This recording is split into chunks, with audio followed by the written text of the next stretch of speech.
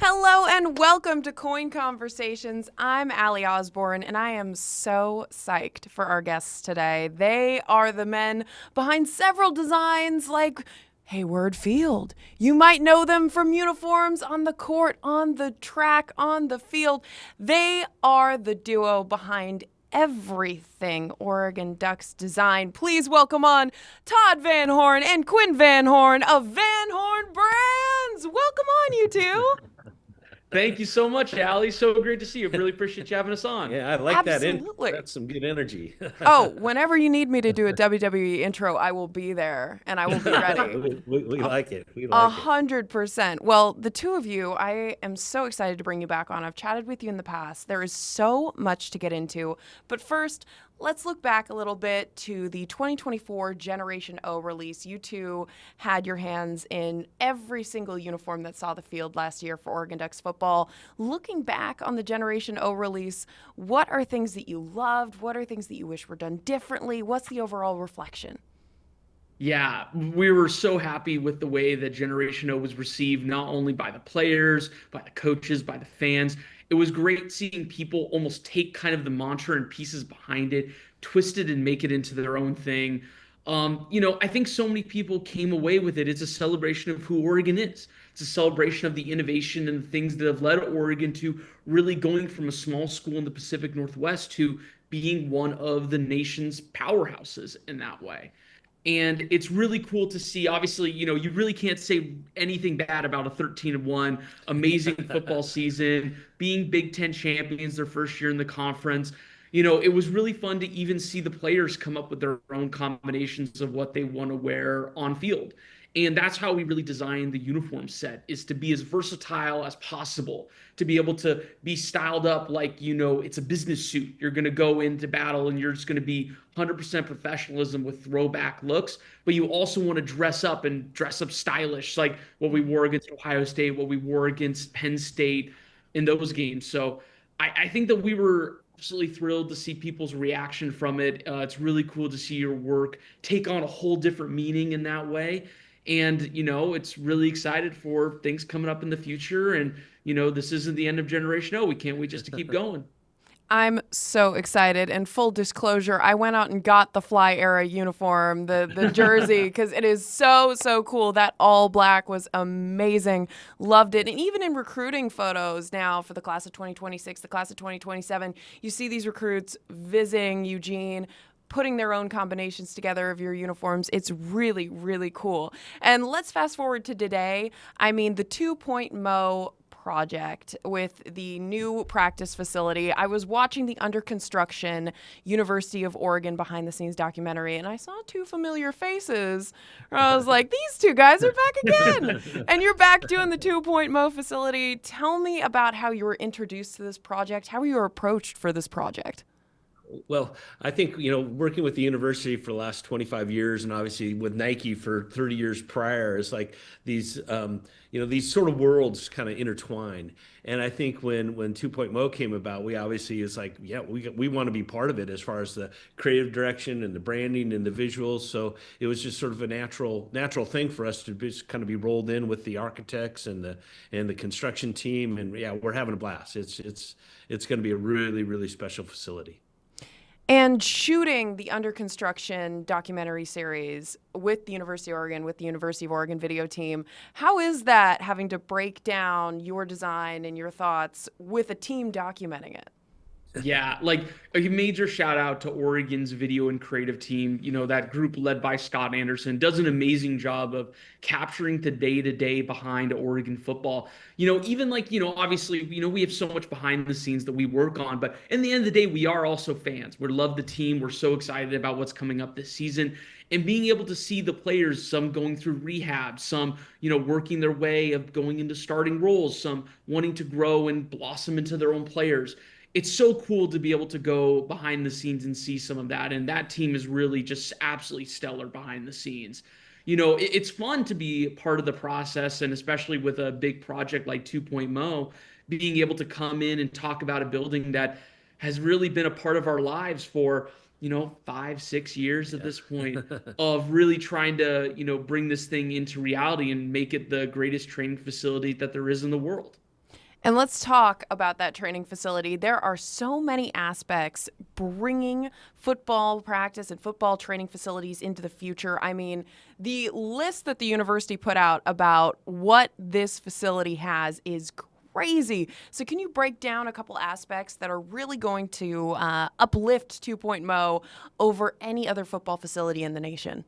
Yeah, I think what makes it really unique and different, it's truly the modern athletes and their input into it. So we're listening to the voice of the athlete, and frankly, a lot of their schedule and things, everything's based on time.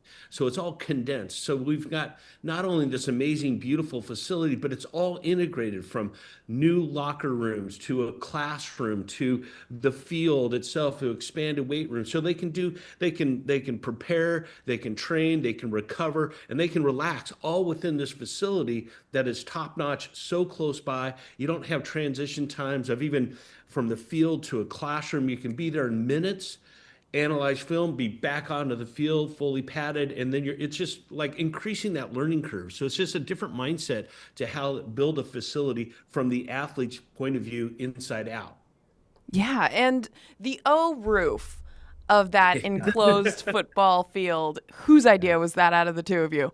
No, actually, I must give big shout out to Olson Kundig architecture team and Tom Kundig, who we became very good friends with. We worked with him on the LeBron James building at Nike. But he just, we had a lot of conversations about the O and about a structure of a roof. And he had this idea that just like the O, if you just bend it like this, you have this natural sort of skylight in the middle. And then now you've got this whole area that is solid you need for the architecture. And that's now wood underneath. That's a grid shell wood. So you think about what's going on with a lot of innovations in the Northwest with mass timber developments and in construction materials. That's embedded into this now. So you've got natural skylight, you've got this wood element, you got we call it the world's largest O, seen from space. So it's a lot of cool features that are integrated in with this both visually as well as architecturally. It is a beautiful, beautiful building. I've seen the concept art and I was like, whoa, that is a huge O.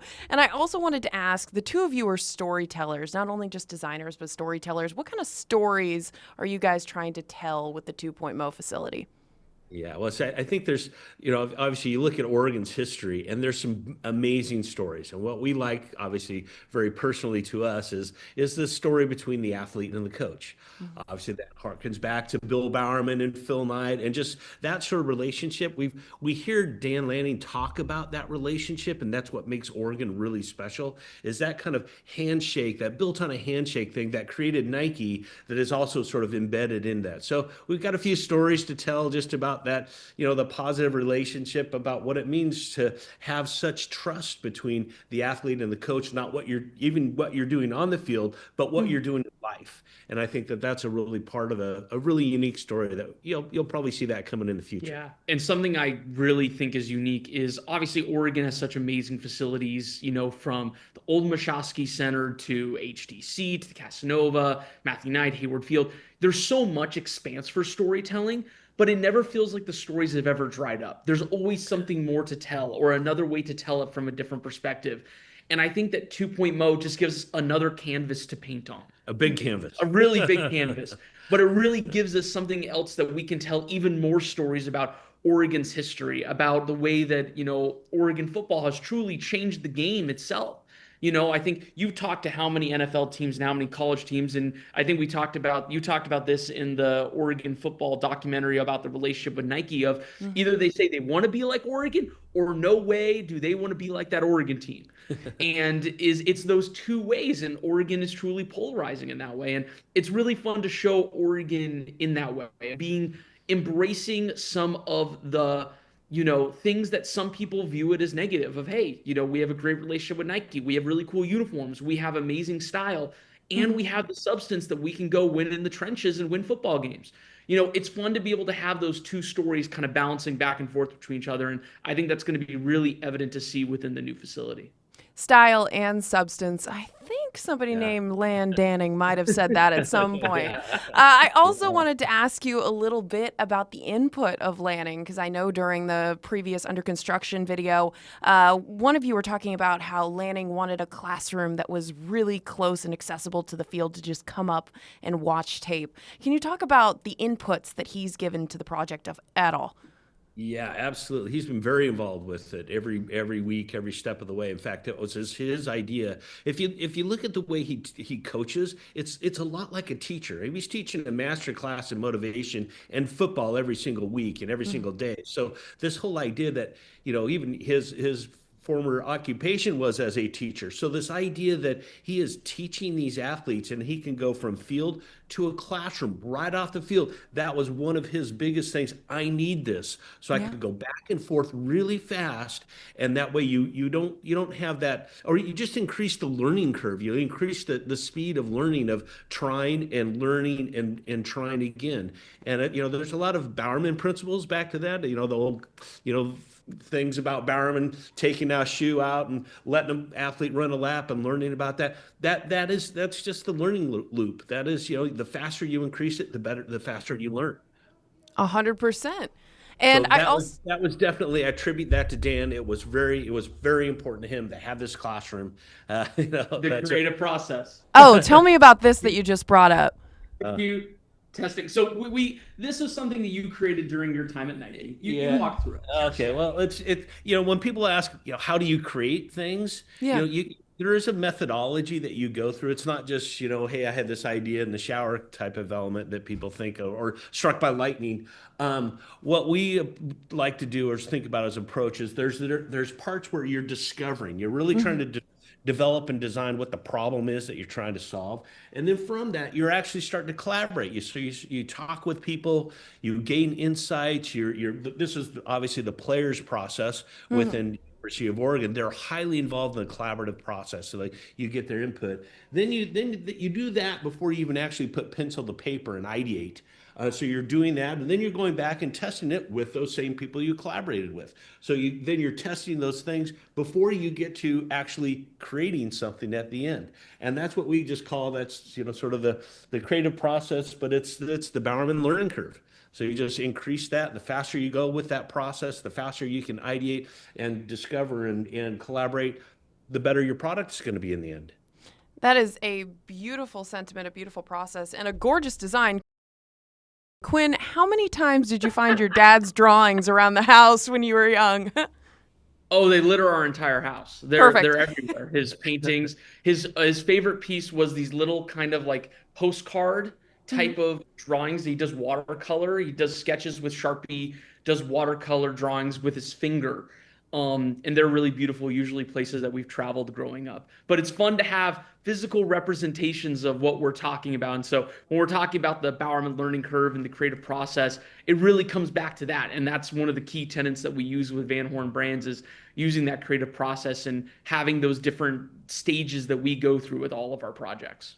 1,000%. And I also wanted to ask, why is a facility like this needed now? Because when I've seen reports on this, it says that with all the other sports, Oregon football just needed its own facility. Yeah. So I mean, like we're talking about, it's the demands of a modern athlete in the college space it's just intense. It's hard. It's time consuming. So the fact that you can do all these things really close and condensed, you're not having that travel time of, oh, hey, we're going to go meet in the classroom, but it takes you 25 minutes to get there and or shower and all that kind of thing. So so the speed of that is really important. And then I think it just the obviously sports at University of Oregon is just top notch. And so the demands of the current facilities just grow exponentially. So this idea that it's hard to battle who gets priorities at time. And I think it was just time with the demands on the Moe Center.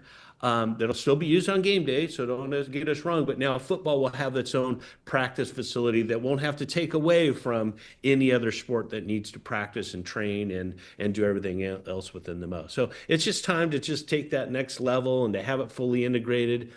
Have air filtration systems for smoky days. Have be able to heat it and cool it, and just have all these different things that 20 years ago, Mo wanted to have, but the technology wasn't quite there. So now we have that ability to embed it in the building.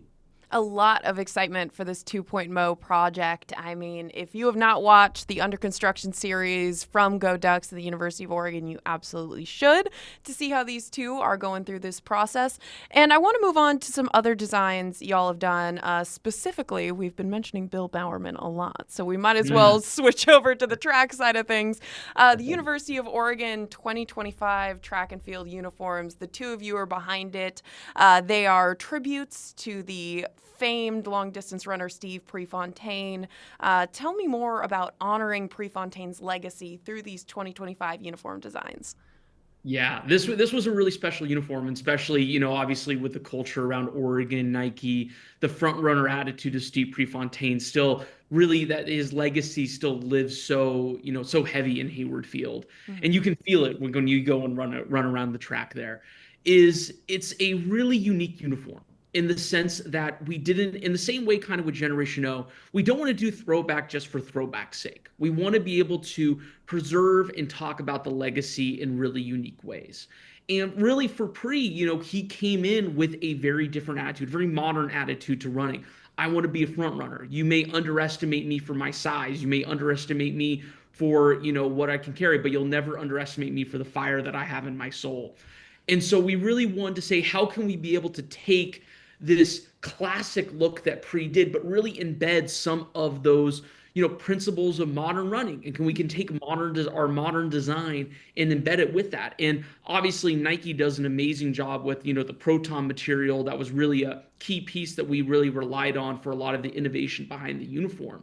But seeing how can we take that sort of, classic style and colors, but embed it with a lot of like the modern logos, modern systems, so it can be a legacy for Pre of, this is how we're going to take your attitude, your traditional attitude, but we're going to put it in a modern template and make it for the modern athlete. That is so cool. I love the green bottoms with the yellow shirt. It's so iconically Pre. I remember when I was going to the University of Oregon, there were people that I met that did not know who Steve Prefontaine was. And as somebody who comes from a long-distance running family, I was like, what are you talking about? How do you not know who that is? Like, it's crazy. It's crazy. Have you not watched the movies? The movies are so good. Yeah. Yes, if you are a University of Oregon person, you got to know about Steve Pre. So it's really cool that there are still tributes to him to this day, which is amazing. And moving now to your guys' work with Nike, the Serena Williams building, the LeBron James building. Talk to me about collaborating, Todd, with your old employer in making these incredible buildings that are feats of architecture and design. Yeah, must say that. I mean, I think one of those things, when you fall in love, you're always in love. And I think our love for Nike, our love for that Nike love of Oregon, and all of those things sort of intertwine. It's a special collaboration. And when you have people that you love to collaborate with, that want to push things forward and not just do things that have always been done, it's that sort of innovation cycle makes it a lot of fun. So that's what I think. With the Nike relationship and University of Oregon, I think that's where that symbolism, the symbiotic sort of relationship is both want to be front runners, both want, back to Steve Prefontaine, both want to be innovators, both want to, not afraid to stand out in the world. And that's what some of those projects, both if you're designing the story from a building or the story into a uniform, it's that same sort of soul that's been put into both products. Absolutely. And I also wanted to ask the two of you, is there a project in your head? Is there a dream project the two of you have that you've always wanted to do? Oh, I don't know, like dream projects. That's so tough. Just, I think that we love being involved in the Oregon sports community, whether it's obviously University of Oregon or other teams kind of around the state. It's really great to be a part of this. And we've talked about, Oregon, being one of the sports innovation capitals of the world is something that's really important to us. So it's really fun to be a part of those things. And, also in the Pacific Northwest and other places, obviously we're involved with a project down in San Francisco working with Bay FC, which is really exciting. It's really cool to see a lot of the different things. I would say that I don't know if we necessarily have dream projects, but I would say that we love being involved in who we're working with, and we love being involved in projects that push the envelope. We love being involved things with people who are like, hey, we want to think differently about X. We want to think differently about a training facility. We want to think differently about a uniform. We want to dream big on what we can look to accomplish. And I think you even see, like, working with Oregon softball this last year. We worked with them on their new uniform set, and they did a before, beside, behind logo. That was their team mantra. That was something that was really cool because they never really had that same level of finesse and style that maybe football has had for years in terms of, hey, we want to get custom graphics for X, Y, and Z. Working with Oregon soccer on their first ever Be Oregon uniform, which got on field for them this season and last season. And it's really cool to see those teams, be so inspired and uplifted by having, the ability to tell their own stories of their own unique teams in that way. I would say that those are kind of some projects that we've just loved being a part of, and we're just excited for whatever comes next. Yeah, and I'll answer it by any University of Oregon project is a dream project. That is a great answer indeed. And how can people support Van Horne Brands, follow the two of you for all of your upcoming and current projects? Yeah. So, follow us on our Instagram and Twitter, or X, at Van Horne Brands. We love to post updates on projects that we do. We also get some questions from just some people asking questions about uniforms or style or whatever. So I do my best to answer what we're allowed to talk about, especially at the time. We also have our website, vhbrands.com, where you can kind of read a little bit more about our story, how we kind of do what we do, how we do what we do, why we do what we do, in that sort of way. So those are kind of the ways. But I think for the most part is we love being a part of the sports community here. We love being a part of doing some game-changing storytelling. So we're always looking for fun new opportunities to spread our wings and find really great ways that we can uplift so many of the people that we work with. Real quick, what is the most common question you get? Most common question is probably, when are we going to see new uniforms? What are the uniforms? And when are they going to be worn? They want secrets. Everybody wants secrets. Wants secrets. And listen, hey, listen, I'm no judgment. Absolutely. Feel free to ask it. Just know that I can't answer it. But I think it's going to be really fun. Oregon's got some really exciting things cooking up this year. And I think we're really excited to see, when the university announces it, we're excited to talk about it, which will be really fun. I am very excited to talk about it as well. Guilty as charged on asking the two of you that question too. So thank you very, very much, Todd and Quinn, for joining me here on KOIN Conversations. It's been a joy, and I'm excited to chat with the both of you again, hopefully sometime later in this season. So thank you. Absolutely. Thank you so much, Allie. Allie. Appreciate it. Of course. Thank you. Have a good season.